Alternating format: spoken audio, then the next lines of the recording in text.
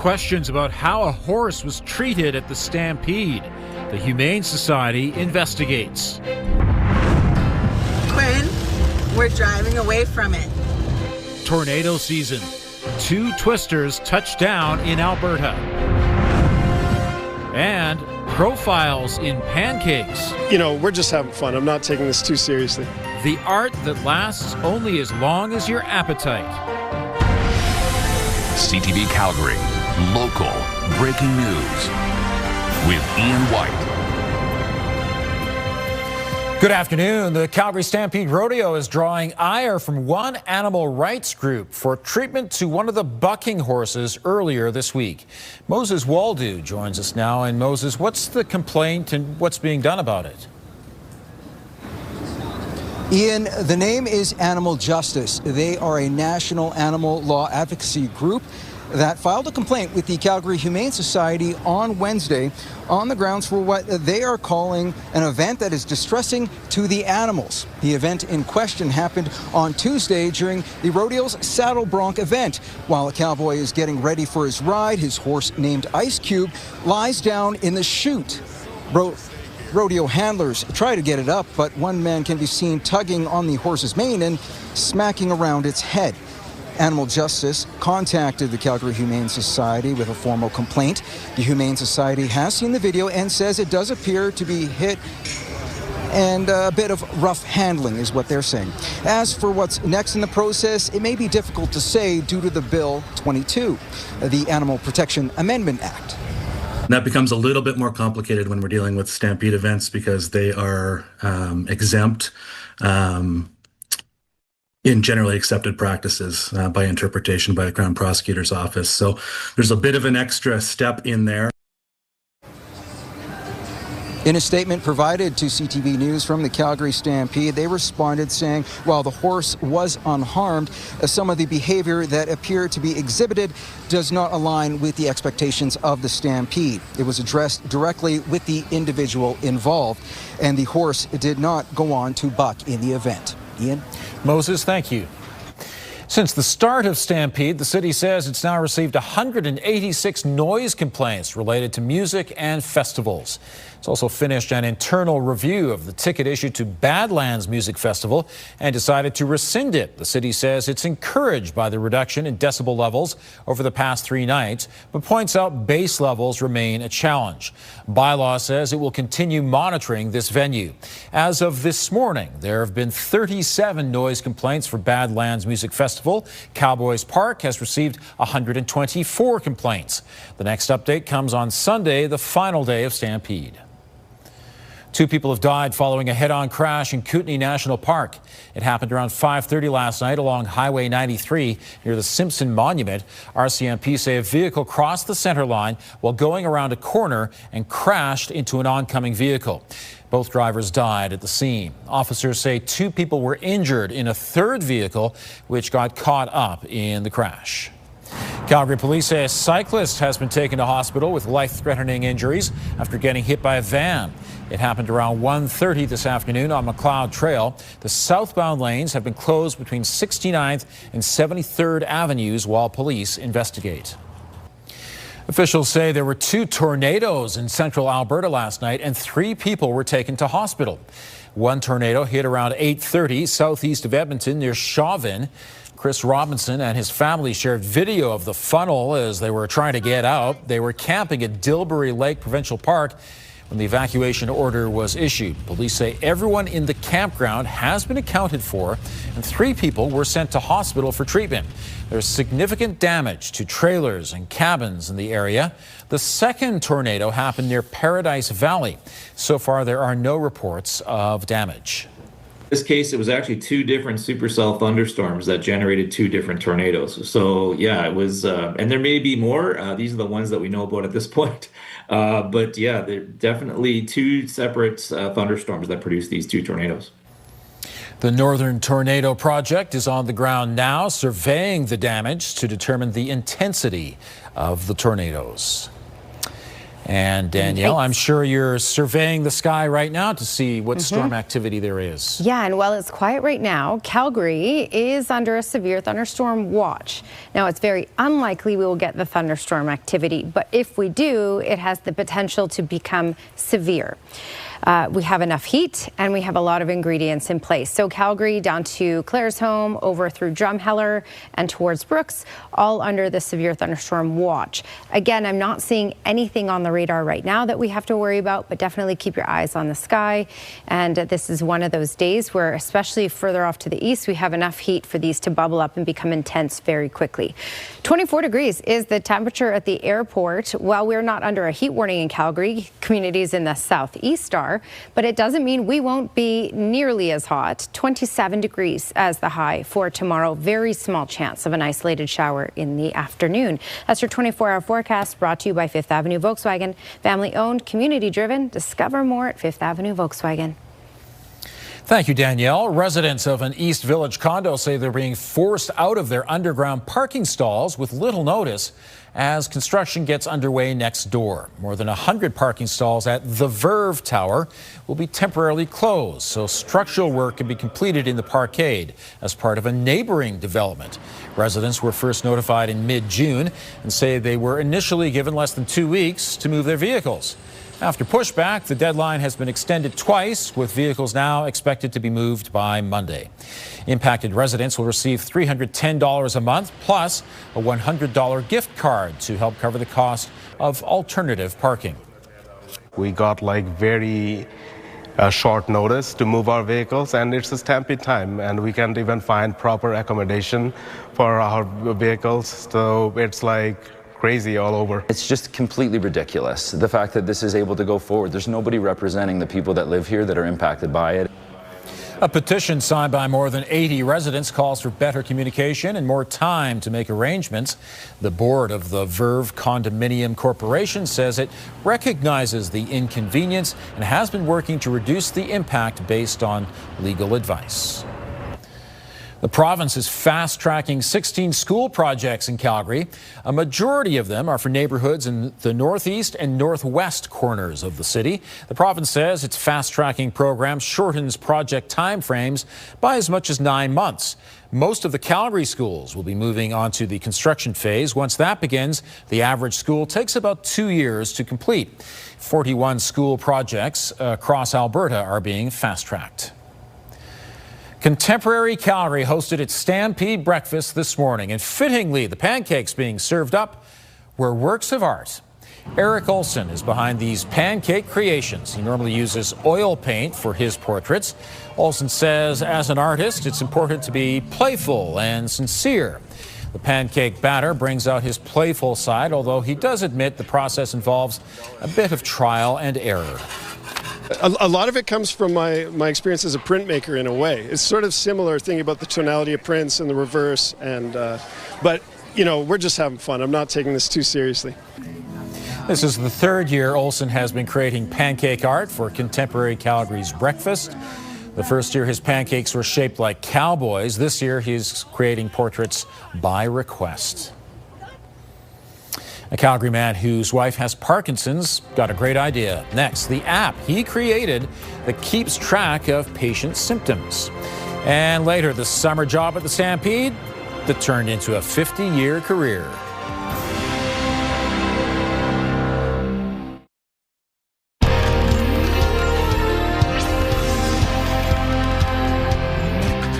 Calgary man has developed an app to help people with Parkinson's track symptoms and medications between their doctor's appointments.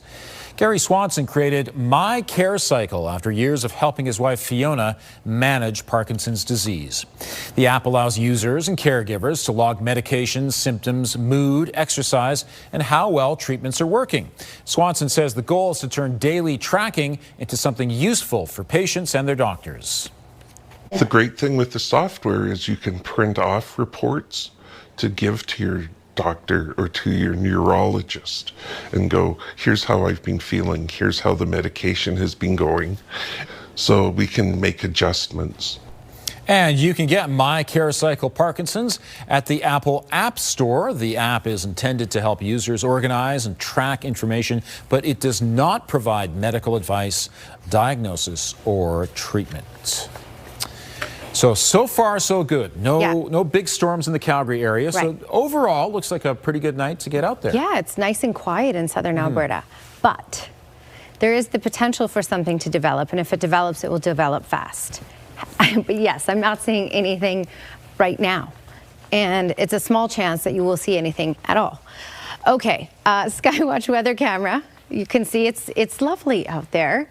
When we look at temperatures, these are temperatures above normal, but this is just getting started. This is the beginning of a very long, hot stretch here. Hot, dry weather right through till Monday, and then it tames down a little bit, but just outside warning criteria for some areas. All right, 27 Lethbridge and through Brooks and Pincher Creek, 29 in Medicine Hat, and 25 in Calgary right now, 26 in Drumheller. So again, just getting started. Here's the weather pattern that we're going to be stuck in. So we have this heat that will be bumping in, especially catching that southeast corner of our province, and certainly in through southern, even parts of southern and central Manitoba. That's where we're going to see the most excessive heat, but it's really going to pick up in the southeast corner. And just outside of that, it's still going to be very, very hot, just outside of the heat warning criteria. You can also see this really red spot here. So in parts of the states, there's excessive heat. For example, Las Vegas, Phoenix right now are at 44 degrees. All right, so heat warning is in place for the southeast corner because of this, and this runs through Jenner, Tilly, over to Medicine Hat, Foremost, and Many Berries. And then in the yellow here, that's where we have the severe thunderstorm watch in place. Again, I'm not seeing anything on the radar right now, but there's enough heat, which is the fuel, and a couple other ingredients in place that if anything does bubble up, it could intensify really quickly. But as I said, there's nothing to talk about right now on the radar, so that's some good news for us. Right now, smooth sailing. All right, as we look at the futurecast, as we head through tomorrow and as we head through these next few days, it should be very tame. High pressure will be dominating. It will be pretty stable. There may be a couple isolated showers that could bubble up around the Calgary area tomorrow afternoon, but it's a small chance for this. And if we get it at all, it will be very brief and very, very isolated. So most communities will not see it. And then outside of that, it's pretty stable except for Saturday. Closer to the early evening hours, there will be some development of storms, and these could be very severe up the QE2, so towards Innisfail, Red Deer area. We likely won't see that in the south end of the province. Okay, so longer range forecast, 27 degrees for tomorrow and for Saturday. And again, small chance of running into a couple raindrops in the afternoon, but it's very stable. 28 for Sunday, and we still hold on to a lot of warmth even through next week, just not quite as warm. So 25 for Monday, 26 for Tuesday. Thanks, Danielle. He'll be playing many of his hits Friday night at the Wild Horse Saloon.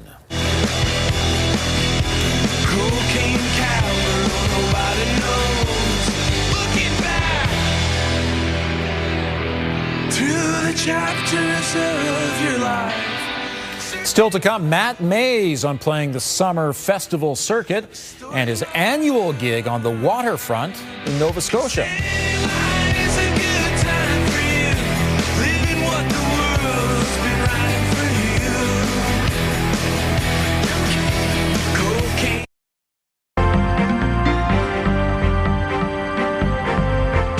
Another boost for women's pro soccer in Canada. Joining me is Liana Wachniak, investment advisor with the Popwich Carmali Advisory Group.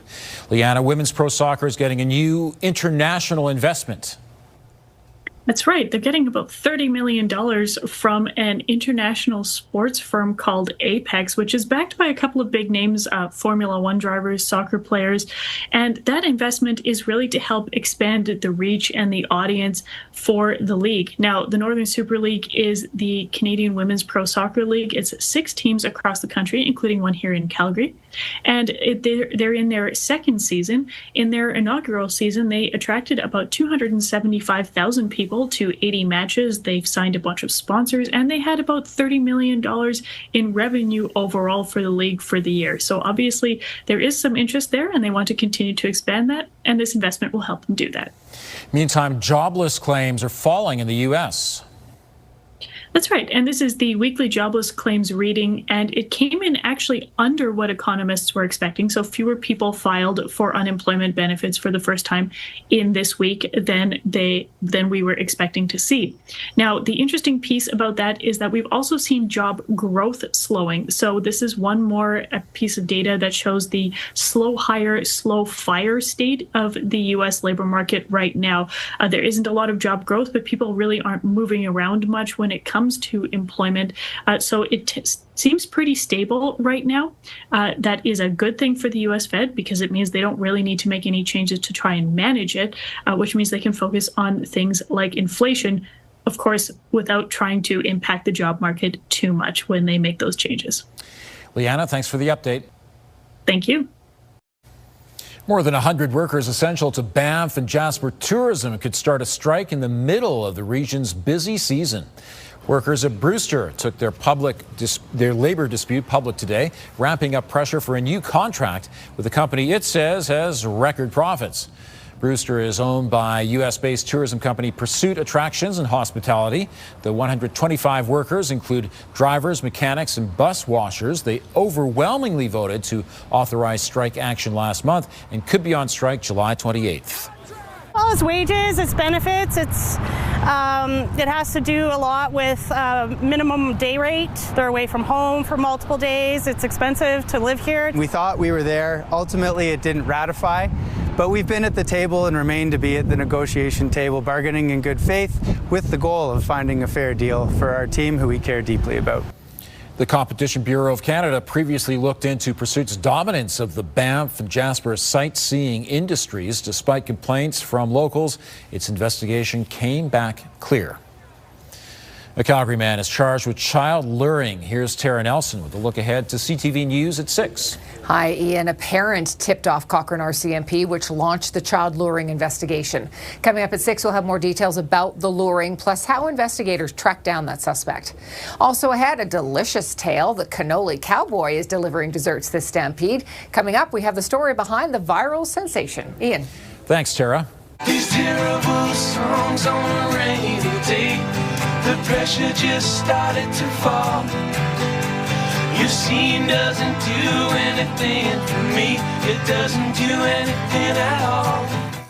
Matt Mays is one of many performers in town for the Stampede. The Juno Award winner is at the Wild Horse Saloon on Friday, July 10th. And joining me is Matt Mays. It's great to see you. You too, Ian. How's it going? It's going great. So, it's summer festival season. I understand you performed Canada Day on Prince Edward Island. You're coming here for the Stampede. How do you like the atmosphere of these summer festivals? Well, it's absolutely the best. It's, I don't know, I've played a lot of clubs and venues and arenas and stadiums sometimes, and there's just something about the summer festival. It's just being outside. Everybody's in the best mood ever because, what's better than a summer festival? It's Canada in summer, so that puts people in a good mood. And I think just collectively, all that together makes it sort of for a pretty good setup for a show and special night. Mm-hmm. You also have a standing residency at the end of the summer in Nova Scotia in a town called Hubbard's. How did that become a tradition for you? Well, it's been around for its 80th birthday. It's one of the oldest, it is the oldest sort of dance hall east of Montreal, and maybe Canada. It's this really quaint little lobster shack on the beach, and we've all known about it our whole lives in Nova Scotia. And but when I was in my 20s, I got a chance to play it, and we had so much fun that we just started going back every summer. And last year we just celebrated the 20th anniversary of us playing it, and we upped it. We moved it out of the club, and we did 3 big nights and got about 7,000 people out. And the Sheepdogs and Kathleen Edwards came out to open up for us, and it was huge. It was wild. Matt Mays is at the Wild Horse Saloon on Friday night. To see my extended interview with him, visit ctvnewscalgary.ca. The hot summer weather continues all the way to the end of Stampede, although we are under a severe thunderstorm watch right now in Calgary, 25 degrees. Danielle has details coming up.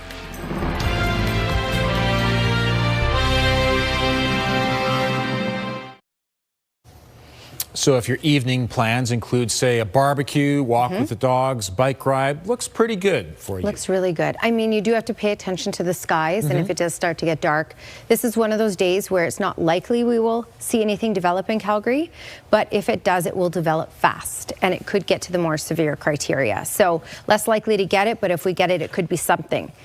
Eyes on the sky if you head out. 25 degrees is the current temperature, and also today's daytime high, and we're even warmer, hotter, I should say, heading through Friday, Saturday, and Sunday. 27 for Friday and Saturday, 28 for Sunday. Thanks, Danielle. A Calgary man is celebrating his 50th Calgary Stampede working with the Midway. 66-year-old Greg Korek, better known as Scooter, started his career by accident. He's from Calgary and always loved Stampede as a kid. As a teen in 1977, he thought he applied to work the 10-day festival, but soon realized he actually landed a full-time gig with the traveling Midway company. His family was not thrilled at first, but soon realized he was making a successful career for himself. He was part of the team that pioneered the cashless Midway and has been vice president of client services for 30 years, managing the Midway at 121 fairs and festivals across North America. The thing that's remained constant is how good fairs are in North America, and especially this one.